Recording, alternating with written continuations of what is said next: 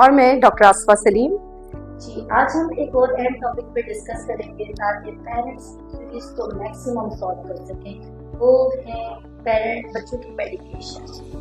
जो बच्चे hyper active होते हैं, ऑटिज्म का शिकार होते हैं, बच्चों के रेस्टलेसनेस बहुत ज्यादा होती है, तो उन्हें एक ही सोल्यूशन नजर आता है कि क्या कोई ऐसी मेडिसिन है जो हमारी जिंदगी को आसान कर दे, जो हाइपर एक्टिविटी को रिड्यूस कर दे और इनको स्ट्रीमलाइन कर सके। Aastha, this is very important topic. और आज भी जैसे कि आप मेरे साथ आपसे तो काफी पेरेंट्स का विजिट रहा और उसमें यही चीज डिस्कस की जाती है कि आइदर हम अपने बच्चे को कैसे थोड़ा सा स्लो डाउन कर सकते हैं, कैसे उसको फोकस करवा सकते हैं। और उनको एक ही चीज नजर आ रही थी कि हमें एक डॉक्टर्स मेडिसिन रिकमेंड करते हैं, फार्मूलाज हमें बताते हैं, बट साइबर ये चीजें बहुत ज्यादा चल रही है, तो व्हाई नॉट आज इस चीज को डिस्कस करें। जी नाइला, मैं इसको बिल्कुल स्टार्टिंग से लेकर चलना चाहूंगी कि सबसे पहला तो स्टेप ये आता है कि पेरेंट्स को बहुत ज़्यादा कंफ्यूज किया जाता है। मतलब अगर वो किसी भी पेडियाट्रिशियन के पास जाते हैं या किसी भी साइकेट्रिस्ट के पास जाते हैं, वो नॉर्मली जो डायग्नोसिस देते हैं उसमें ADHD या कुछ इस तरह से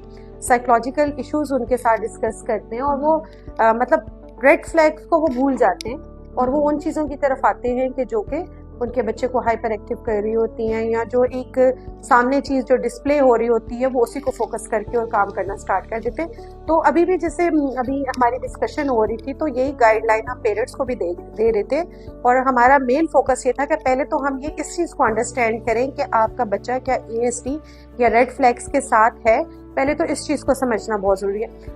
ये एक ब्रॉड टर्म है। उसके बाद अगर खुदा न खास्ता किसी बच्चे को अटेंशन डेफिसिट होता है या हाइपर एक्टिविटी और डेफिशिएंसी आ रही होती है अटेंशन की, या उसके साथ सेंसरी इश्यूज आ रहे होते हैं या बिहेवियर इश्यूज आ रहे होते हैं, तो उन चीज़ों को भी एक अलग उसमें डाला जाता है। लेकिन जो ब्रॉड टर्म है वो हम ऑटिज्म की ही बात करेंगे। कंफ्यूजन में होते हैं कि हम इस वक्त बच्चे को ऑटिस्टिक समझते हैं, स्पेक्ट्रम पे समझते हैं, लेकिन हमें कहा गया है कि शायद बच्चा ADHD है। इन तमाम पेरेंट्स को के अंदर आप बच्चा स्पेक्ट्रम पे है, but the treatment is therapies. ठीक है, आपकी जो सोल्यूशन है वो थेरेपीज में ही है। ऐसा नहीं है कि आप थेरेपी ले रहे हैं और फिर आप परेशान हो रहे हैं, क्योंकि ज्यादातर आप ये देखें कि ये नहीं होना चाहिए कि डायग्नोसिस अलग है और ट्रीटमेंट अलग है। अगर आप ट्रीटमेंट करेक्ट वे में ले रहे हैं तो फिर भी कंफ्यूजन में खत्म हो जाएगा। बिल्कुल ऐसे ही है। और उसमें नाइला मैं ये कहना चाहूंगी कि जैसे हाइपर एक्टिविटी क्या है, आपके बच्चे के पास एक फुल एनर्जी है और उसको अगर हम मेडिकेशन के थ्रू जो है स्लो डाउन कर लेते हैं, उसके ब्रेन को हम स्लो कर देते हैं, तो वहाँ पर समटाइम जो थेरेपिस्ट होता है उसके लिए प्रॉब्लम्स क्रिएट हो जाती हैं।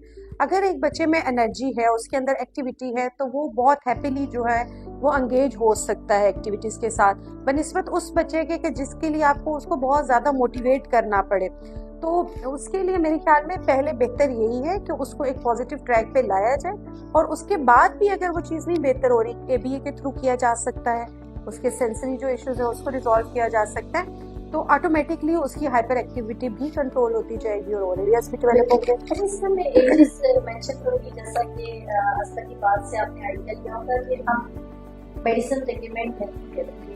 किन केसेस में मेडिकेशन को हम प्रेफरेंस देते हैं? फर्स्ट ऑफ ऑल, जो बच्चों का स्लीप डिस्टर्ब होता है, एक्सट्रीम डिस्टर्ब होता है, कि वो मेडिकल इशू मेडिकल प्रॉब्लम में कन्वर्ट हो जाता है, एक वो, और या जो इतने ज्यादा एक्सट्रीम लेवल पर एग्रेशन जिनका होता है, जो खुद को नुकसान देते हैं या किसी और को बहुत ज्यादा नुकसान देते हैं। अदरवाइज हाइपर एक्टिविटी को थ्रू थेरेपीज ही। हाँ, ये दैट्स वेरी इंपॉर्टेंट पॉइंट कि हम लोग कौन सी एक्टिविटीज करवाएं तो उनकी हाइपर एक्टिविटी को रिड्यूस कर सकें। तो आई थिंक सो कि इस वीडियो में हम कुछ चीजें ये भी डिस्कस कर लेते हैं ताकि पेरेंट्स वो घर में इम्प्लीमेंट करें, तो कौन सी उनकी जो प्रॉब्लम है वो सॉल्व होने नजर आए। बिल्कुल ऐसे ही है। और पहली बात तो हम सबको ये समझनी होगी, being a therapist, being a parents, के शॉर्टकट्स नहीं होते। आपको हार्ड वर्क तो करना ही करना है और उसके लिए आपको टाइम भी देना है, अगर आप ये चाहते हैं कि आपके बच्चे में परमानेंट चेंजेस हो जाए।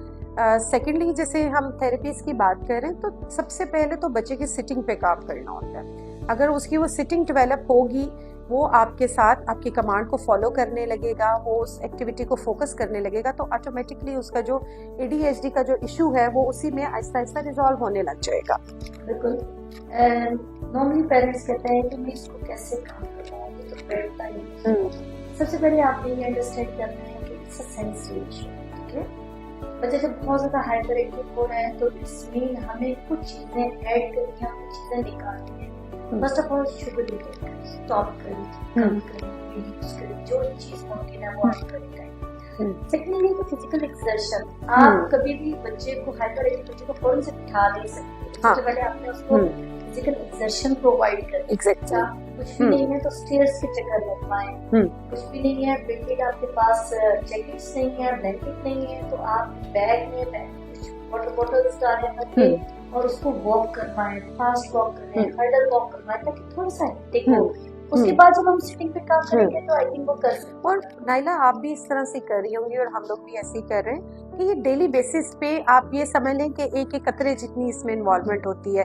मिसाल के तौर पे अगर आपने अपने बच्चे की सिटिंग की डेवलप कर रहे हैं या उसको फोकस करना आप सिखा रहे हैं तो उसमें ये नहीं होगा कि फर्स्ट डे ही वो आपके साथ जो है वो 30 मिनट्स बैठ जाएगा या 45 मिनट्स बैठ जाएगा। उसमें आपने एक टारगेट रखना है और डेली बेसिस में एक एक मिनट या एक हफ्ते में 5 मिनट का इजाफा करते हुए जो है आपने उसको इंक्रीज करना है। तभी तो ये प्रोसेस स्लो भी कहलाता है और क्या होता है परमानेंट चेंजेस भी तभी आते हैं। तो एक तो बहुत हमने जल्दबाजी नहीं करनी कि जल्दी जल्दी हमें रिजल्ट्स मिलने शुरू हो जाएं, तो ऐसा मुमकिन नहीं है।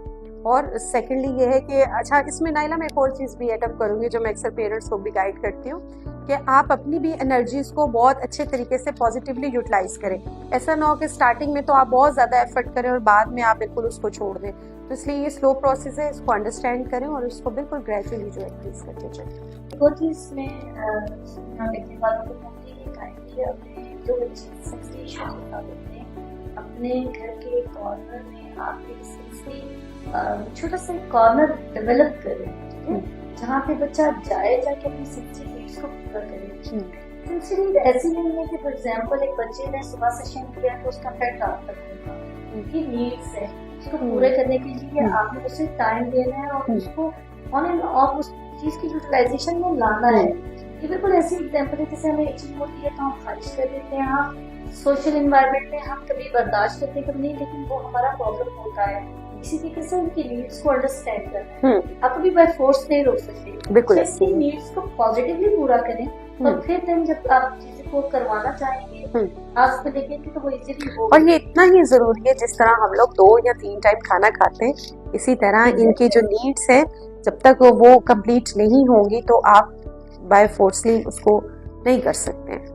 कि मैडम आज ना एक और चीज नॉर्मली मेरे पास पेरेंट्स आते रहते हैं तो वो कहते हैं कि बच्चा हाइपर है, इट्स ओके, नो प्रॉब्लम, ये बच्चा बोल नहीं सकता, that's why it's making hyper active. और क्या आप समझती हैं कि एक बोलने के मसले जब खत्म हो जाते हैं तो तमाम मसले रिजॉल्व हो जाते हैं? नहीं, ऐसा बिल्कुल भी नहीं है। हाँ, किसी हद तक ये बात दुरुस्त भी है कि जब बच्चा वो उसको नहीं एलेबरेट कर पाता तो फिर जो है वो उसमें एंजाइटी या टेंशन के साइन सिम्टम आने लगते हैं, लेकिन 100% हम इसको नहीं कह सकते। ये बिल्कुल वाइस वर्सा है और इसमें यही है कि दोनों चीज़ों का एट अ टाइम ठीक होना बहुत ज़रूरी है। और उसमें ये है कि अगर उसके सेंसरी इश्यूज रिजॉल्व होंगे, उसके बिहेवियर के नेगेटिव इशू रिजॉल्व होंगे तो ऑटोमेटिकली वो स्पीच पे आएगा।